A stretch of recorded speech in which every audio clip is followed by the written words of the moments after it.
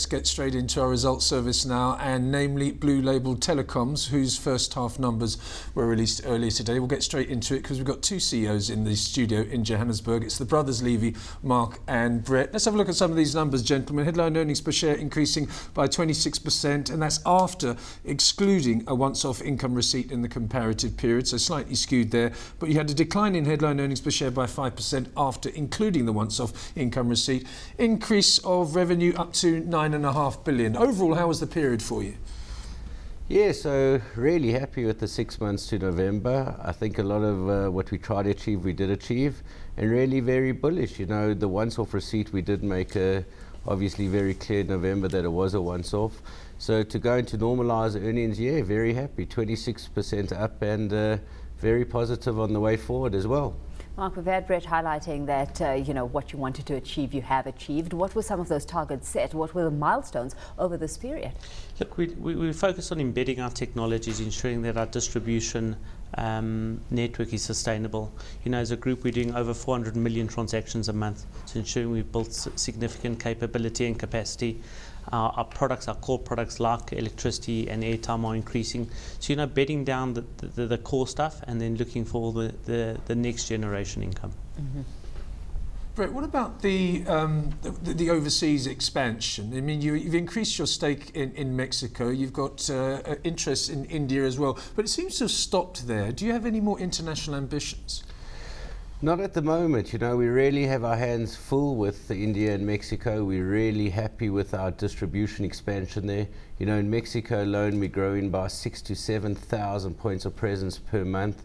You know, just to put that into perspective, it's like going to 10 or 12 Santon cities every month, outdoing every single store, training. So we're really growing an aggressive pace in Mexico, and really happy with what's happening in India. So it doesn't mean the rest of the world we're not able to go to. We definitely do. The product's definitely available and popular there, but we really got our hands full. We don't want to be under-resourced, and concentrating heavily and focusing on them.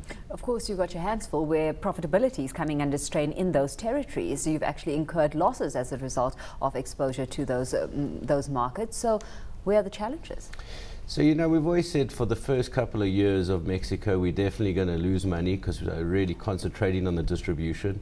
It's really interesting because if you add that back, the losses, and not that you do, but if you add them back and have a look at the core of South Africa, taking out the once-off, we probably grew at about 35-36% if you took out the losses.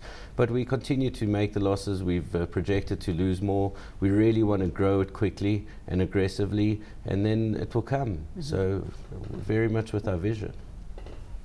Well, let's just stay with that if we can now. I mean, is there any chance that you might say, well, if these margins, if this doesn't improve in whatever time period you assign to it, that you're going to get out and just concentrate on Southern Africa? No, Lindsay, from our side is, you know, they core to our strategy, our vision. India, we've already been there 10 years. You know, we lost, a small amount of 2.5 million rand, but we have built a distribution network that's unparalleled in India. If you consider that the whole of India, there's 680,000 villages and they only have 450,000 devices deployed, and we've got 130,000 of them, we're definitely doing the right things. There's a lot of margin compression in India, so by diversifying our offering to include more financial services, we're doing the right thing. So I think people shouldn't just look at, yes, you've made a 2.5 million rand loss for the period. You should look at what the network's capable of doing and building for the future, and having access to over 1 billion plus people. Mm-hmm. Let's take that story and put it up against what you're seeing unfold in Africa, because overall your profit margins have risen 0.4%, just over that, to 6.8%. Sure. So once again, you know, ensuring that what we do it better. We've built a network that allows you to add additional products and services at very small incremental costs. So every time we layer on additional product, we get incremental increase in margins. So if you look at our mix in our products, you look at our mix in our profit streams, you know, 40% of our profits now come from selling commodity, yet 47% of our profits come from annuity income, and 8% comes from interest received. And to put that into context, when we listed a couple of years ago, a mere 5 years ago, 50% of our profits came from interest received. So we've managed to diversify our business to compensate for the lack of profitability in other areas. Mm-hmm. What about the risks to your business, though? This is one thing that has always interested me. Is it competition, the threat of people coming in and muscling in, or continuing to do so rather, or is it technology? I mean, will technology eventually mean that your business, as it stands right now, might actually be obsolete one day?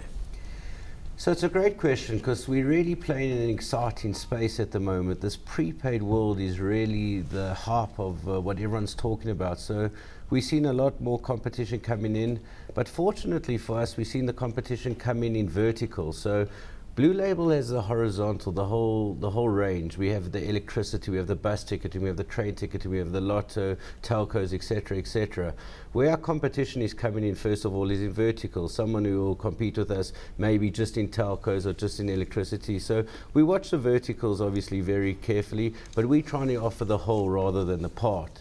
From a technology point of view, you know, technology always changes, to be honest, and everyone says they got the best technology or they got the best wallet. You know, we really think we got an unbelievable development team. We've been up there from the start in a lot of things. Quite strangely, this little company in South Africa is leading the world, developing things for the first time.